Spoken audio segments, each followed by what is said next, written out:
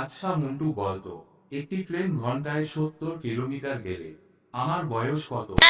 Sir আপনার বয়স 40 বছর। ও ইয়েস, একদম সঠিক কথা। কি করে বের করলে হিসাবটা? স্যার আমাদের এলাকায় একটা আধা পাগল আছে, তার বয়স 20 বছর। আর আপনি তো পুরাই পাগল। আচ্ছা এবার বলো তো, বিদ্যুৎ কার সম্পত্তি?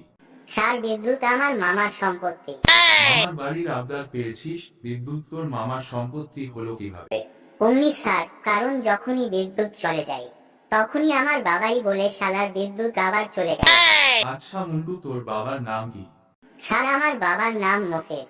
আরে বোকা, কারো নামের আগে জনাব অথবা মিস্টার লাগাতে হয়, সেটা তুই জানিস না? আচ্ছা যাই হোক, সকাল বেলা তুই কি দিয়ে ভাত খেয়ে এসেছিস? জনাব মাছ দিয়ে। কি বললি খাবারের নামের আগে জনাব বলতে হয়? এটা তোকে কোন গাধা বলেছে? জনাব আপনি স্যার, স্যার আমাকে এবার ফেল করিয়ে দিবেন প্লিজ। কেন ফেল করতে চাস কেন? স্যার বাবা বলছে ফেল করলে লেখাপড়া বন্ধ করে দেবে, তাই সুযোগটা হাতছাড়া করতে চাই। আচ্ছা মন্টু বলো তো, আমরা যেখানে দাঁড়িয়ে আছি এখান থেকে সূর্য বেশি দূরে না আমেরিকা বেশি দূরে? স্যার আমেরিকা বেশি দূরে। কিভাবে? কারণ স্যার ক্লাসরুমের জানালা দিয়ে উঁকি দিলে আপনি সূর্য দেখতে পারবেন, কিন্তু আমেরিকা দেখতে পারবেন না। আচ্ছা এবার বল তো, ভালোবাসার আবিষ্কারক কে? China company. কিভাবে?